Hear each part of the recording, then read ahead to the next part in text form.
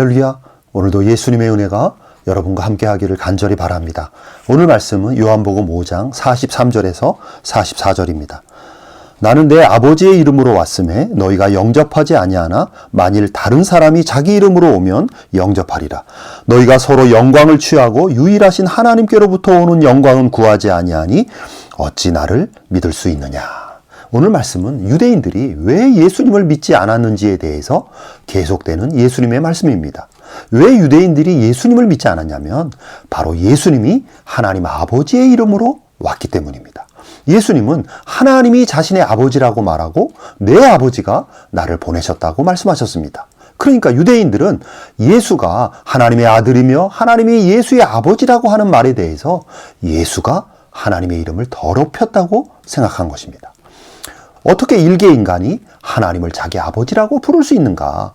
유대인들 입장에서 예수님의 그와 같은 발언은 심각한 불경죄에 해당되는 것입니다. 그래서 예수님이 아무리 훌륭한 말씀을 전하고 예수님이 아무리 놀라운 기적들을 행한다 할지라도 유대인들의 눈에 예수는 한낱 이단자에 불과하였습니다. 그러나 여러분, 예수님의 입장에서는 하나님이 진실로 자신의 아버지이며 자신은 진실로 하나님의 아들입니다.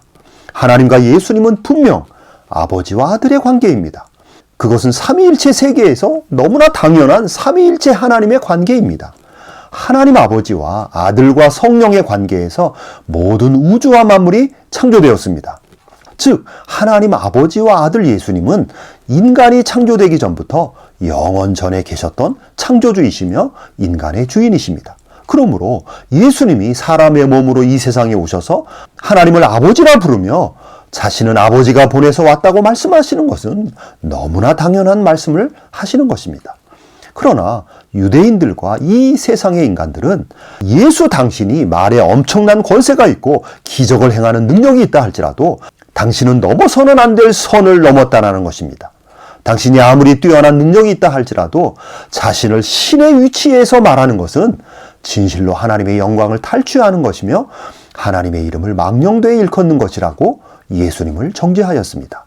그러나 여러분, 사실 유대인들은 그렇게 섣부르게 예수님을 정죄하면 안 되는 것입니다.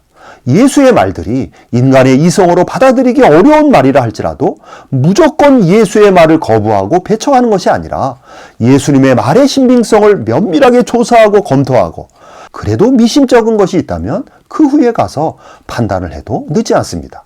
그리고 예수님이 하나님의 아들이며 예수님이 하나님과 동등하다라고 주장을 하실 때 과연 예수가 하나님일 수 있는가에 대해서 예수의 모든 말과 예수의 모든 행동과 예수의 모든 기적들을 자세하게 살펴보아야 하는 것입니다. 만약에 그렇게 했다면 적어도 예수님의 말과 행동과 무엇보다도 하나님만이 일으킬 수 있는 기적들을 예수가 행할 때 유대인들과 이 세상의 사람들은 무조건 예수의 말을 배척할 수만은 없는 것이고 예수의 신성에 대해서 깊은 고민을 하지 않을 수 없는 것입니다.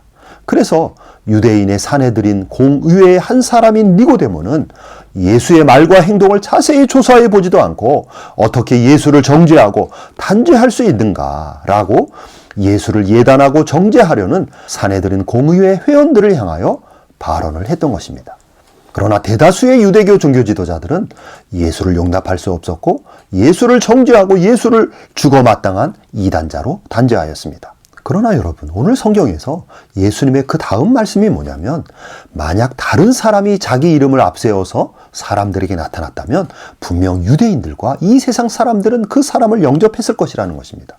예수님처럼 하나님 아버지의 이름을 앞세우지 않고 자기 자신의 이름을 앞세워서 온다면 세상 사람들은 그 사람을 열광하며 영접한다는 것입니다.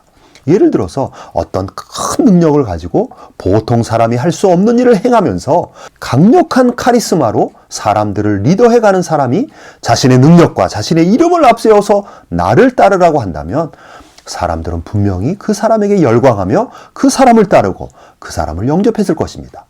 우리는 역사적으로 그러한 경우들을 많이 보아왔습니다. 또한 유대교 종교 지도자들 중에 성경에 능통하고 성경에 나타난 율법과 계명을 잘 지켜 행하면서 뛰어난 경건과 거룩한 영성의 모습으로 사람들 앞에 나타났다면 사람들은 그 지도자의 경건의 능력과 높은 의로움 앞에서 머리를 숙이며 그 사람을 영접했을 것입니다. 그러니까 예수님 보시기에 인간들은 인간의 위대한 업적에 대해서는 높이 평가하며 인간의 능력과 인간의 지혜와 인간의 덕성에 대해서는 주저함 없이 찬양하며 높이며 그 영광을 기립니다. 그러니까 세상 인간의 영광에 대해서는 쉽게 인정하고 쉽게 찬양하고 쉽게 영접하지만 그러나 예수님이 하나님의 이름으로 하나님의 영광으로 올 때 인간들은 머리를 흔들고 고개를 돌리며 하나님 아버지의 영광으로 오시는 예수님을 거부하고 아버지의 영광이 충만하신 예수님을 이단자로 배척하는 것입니다. 그래서 예수님은 44절의 말씀에서 너희가 서로 영광을 취하고 유일하신 하나님께로부터 오는 영광은 구하지 아니하니 어찌 나를 믿을 수 있느냐라고 탄식하였던 것입니다. 인간들은 서로의 능력과 경건과 의로움을 높이 평가하면서 서로 영광을 주거니 받거니 하지만 정작 하나님의 영광으로 오시는 예수님의 영광에는 무관심하고 그 영광은 받아들이지 않습니다. 그러나 이것이 바로 인간의 문제인 것입니다. 여러분, 인간의 영광은 새벽의 안개 같은 영광입니다. 잠깐 그 영광의 흔적이 존재하는 것 같지만 아침에 해가 올라오면 곧바로 사라질 순간적인 영광입니다. 여러분, 이 세상의 영광은 곧 시드는 들의 꽃과 같은 영광입니다. 시간이 지나면 시들고 말라 비틀어지는 영광이 바로 인간의 영광인 것입니다. 그러나 예수님의 영광은 하나님 아버지의 영광입니다. 예수님의 영광은 영원한 영광입니다. 예수님의 영광은 진실로 빛나는 영광입니다. 모든 것을 다 살릴 수 있는 영광입니다. 영광 자체만으로 존재하는 것이 아니라 예수님의 영광이 나타날 때 모든 어둠이 사라지고 모든 죽었던 것들이 살아나며 모든 초라한 것들이 찬란해지는 영광입니다. 인간의 영광은 생명을 살리지 못하지만 예수님의 영광은 죽은 자를 살리는 영광입니다. 인간의 영광은 허무한 영광이지만 예수님의 영광은 모든 것을 충만케 하는 영광입니다. 그러므로 여러분, 성도는 인간의 영광과 예수님의 영광을 정확하게 구분할 줄 아는 자들입니다. 그리고 인간의 영광이 중요한 것이 아니라 예수님의 영광만이 성도를 살리고 진정으로 성도를 영광스러운 존재로 만들어준다는 것을 잘 알아야 하는 것입니다. 유대인들은 예수님이 아버지의 영광으로 온다는 것으로 시험에 들어서 예수님을 배척했습니다. 그것은 매우 어리석은 인간의 모습입니다.